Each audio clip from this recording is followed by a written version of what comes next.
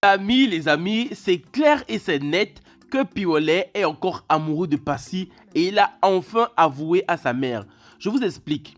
Puisque Miranda avait tellement changé et que Piollet insistait pour voir la femme qui avait opéré ce miracle en Miranda afin qu'elle change et devienne aussi moderne que ça, la mère de Piollet a enfin accepté à ce que Piollet rencontre la femme qui a fait changer Miranda. Mais Miranda demande à son mari ou à son amour Piollet d'être patient parce que ce soir, la femme qui a opéré ce changement en elle va enfin venir dans la maison de Piollet pour leur rendre visite. C'est donc comme ça que le soir arrive, tout le monde est prêt, tout le monde Piollet attend la femme impatiemment. Et imaginez qu'il débarque à cet instant précis. Passy bien sûr.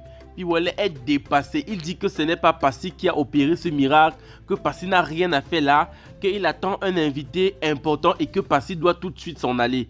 Mais Miranda commence à rire avec Passy.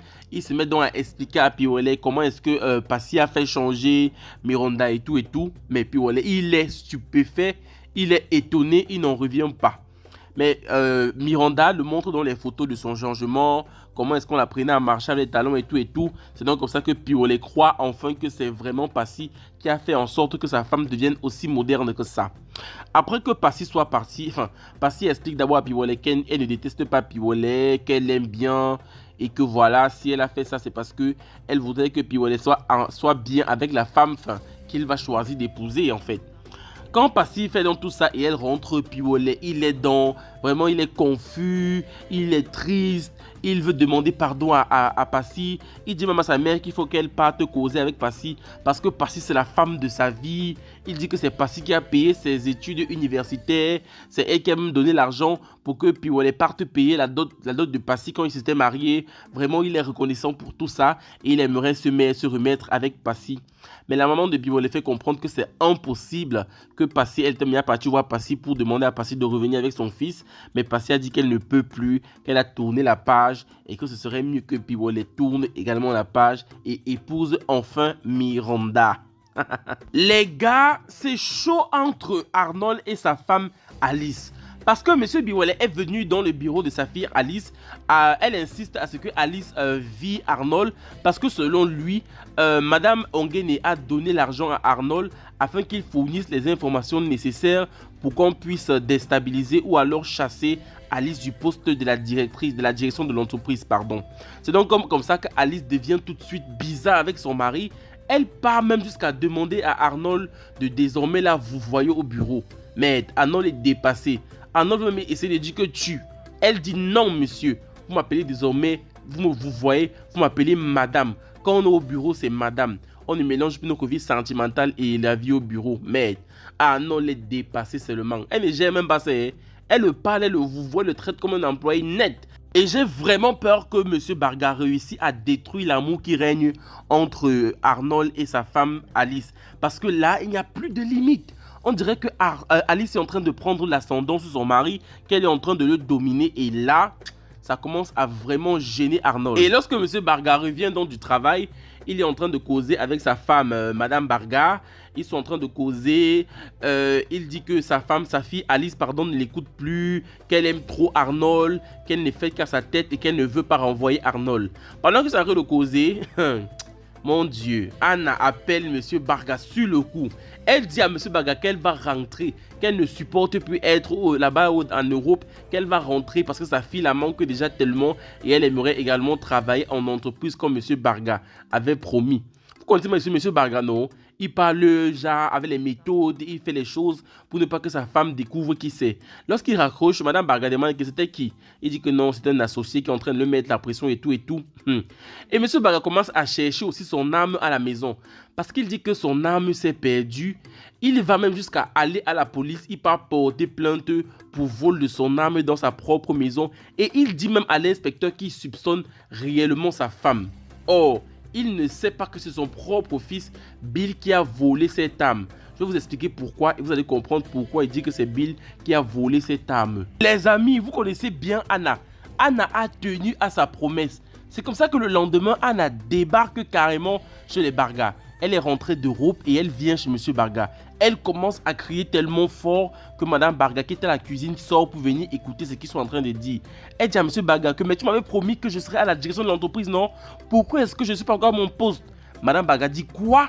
Monsieur Barga demande tout de suite à Anna de sortir. C'est comme ça qu'il tire Anna. Il va dans un restaurant avec Anna. Ils sont en train de causer. Mais malheureusement pour Monsieur Barga, Madame Barga avait déjà compris que Monsieur Barga avait promis à Anna qu'elle serait à la tête des entreprises Barga et compagnie. Donc tout ce que Monsieur Barga est en train de causer au restaurant avec Anna là, c'est vraiment pour eux. Et finalement, Monsieur Barga dit donc à Anna que bon, il va la trouver un autre poste dans une autre entreprise. Parce que désormais, elle ne peut plus travailler dans les entreprises Barga et compagnie.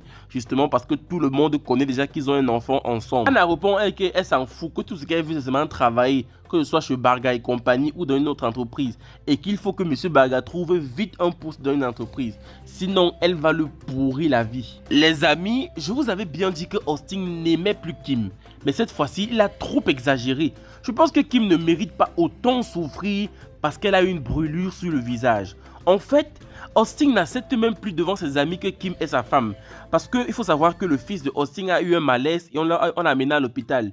Une fois à l'hôpital, Austin a rencontré un de ses vieux amis qui était aussi là à l'hôpital parce que sa mère était malade. Lorsque l'ami d'Austin voit donc Kim, il demande à Austin si c'est madame. Austin refuse carrément et dit que ce n'est pas sa femme. Mais Kim était tellement choqué.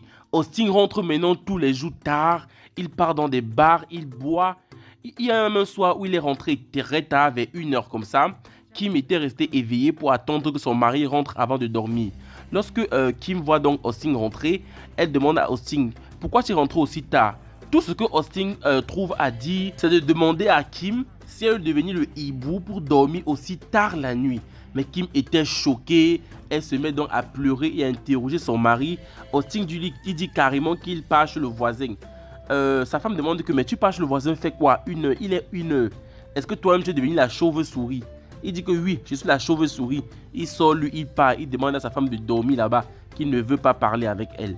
Moi, je trouve que c'est tellement injuste ce que Kim est en train de vivre là. Mais je pense que Austin va regretter. Mais là, ce n'est même pas le pire. Austin a poussé le bouchon encore plus loin que ça. Il est allé jusqu'à demander un rendez-vous avec Karine, l'ancienne femme de son ami Piolet. Il dit à Karine qu'il n'aime plus sa femme et qu'il aimerait se mettre avec elle. Karine est choquée. Elle dit à Austin que mais tu as quel problème avec ta femme jusqu'à ce que tu veux te séparer avec elle pour te mettre avec une autre femme. Arrange tout simplement tes problèmes avec ta femme. Austin dit que non, là il ne peut plus, il est à bout, il n'est pas heureux et qu'il aimerait réellement se mettre avec Karine, que même si elle ne peut plus faire des enfants, ça ne lui gêne pas. Lui également, il ne veut plus faire des enfants, il veut juste une belle femme à ses côtés. Karine était tellement choquée qu'elle a décidé de laisser Austin dans sa bêtise et de partir. Les gars, vous vous souvenez sûrement que Roger avait enfin demandé la main de Sophie. Ils avaient donc programmé leur mariage d'ici 2 semaines. Et puisque Sophie était toujours en contact avec Bill, elle a malheureusement dit à Bill qu'elle va se marier avec Roger dans 2 semaines. Elle a même demandé à Bill de donner des conseils à Roger pour qu'il soit frais le jour de leur mariage. Et c'est là où je vous dis que je suis sûr que c'est Bill qui a volé l'arme à feu de son père parce qu'il aimerait mettre fin à la vie de Roger pour ne pas qu'il épouse Sophie. Parce qu'il faut savoir que Bill, même s'il s'est séparé avec Sophie et tous les problèmes qu'ils ont eu ensemble là, Bill continue à aimer Sophie en secret. Bref, même pas en secret, ça se voit clair et net qu'il aime toujours Sophie. C'est donc comme ça que le jour J du mariage entre Sophie et Roger arrive. Sophie est toute belle et Roger a décidé de faire un mariage dans la stricte intimité familiale. Donc ils n'ont pas pris des invités. Roger devait donc normalement conduire la voiture pour amener sa dulcinée jusqu'à devant monsieur le maire afin de l'épouser. C'est donc comme ça que lorsque Roger et Sophie sont en train de partir vers la mairie, Roger ouvre d'abord la portière, Sophie entre, Sophie s'assoit, ils sont tous heureux, ils se font des bisous et tout. Lorsque Roger veut donc également entrer dans la voiture pour aller avec sa femme, il y a un coup de feu qui se fait ressentir et là, on sent que Roger est touché. Je suis sûr que le coup de feu a pris Roger. Moi, je me demande s'il va perdre la vie ou alors si on va l'amener à l'hôpital, il va survivre. Bref, Mais si je suis sûr d'un truc, c'est que c'est bel et bien Bill qui a volé l'arme à feu de son père pour tirer sur Roger afin qu'il ne n'épouse pas Sophie. Si vous pensez exactement comme moi, n'hésitez pas à me le dire en commentaire parce que là, je suis choqué du comportement de Bill. Les gars, c'est triste à le dire, mais Karine a réussi son coup et désormais, elle est actionnaire à 4% dans les entreprises Barga et compagnie. C'est donc comme ça que M. Kamdem vient donc, il convoque tout le bureau administratif de l'entreprise, il les fait asseoir et les annonce qu'il y a un nouveau partenaire qui va faire son entrée dans la société. Bien sûr, Madame Ongene est contre l'idée, elle dit que normalement, il devrait d'abord avoir une réunion, monsieur Kamdem devrait annoncer à tous les autres actionnaires avant de prendre une autre actionnaire parce que l'entreprise va très bien et pour le moment, ils n'ont pas besoin d'autres actionnaires. Et bien sûr, puisque monsieur Kamdem avait soutenu monsieur Barga quand il avait les problèmes, monsieur Barga soutient également monsieur Kamdem en disant que ouais, ce n'est pas un problème. S'il a pris sa part de pourcentage pour donner à sa femme, ça ne nous dérange pas. Mais là, il ne connaissait pas encore que c'était Karine qui allait prendre 4% de l'entreprise Barga et compagnie. C'est donc comme ça que M. Kamdem fait donc appeler la nouvelle actionnaire. Et lorsque M.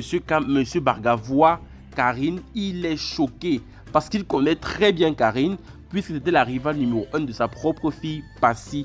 Moi, je me demande ce que Karine réserve aux entreprises Barga et compagnie. Je sens que là, cette série est en train de prendre une envergure qui me plaît à couper le souffle en fait. J'aime trop ça.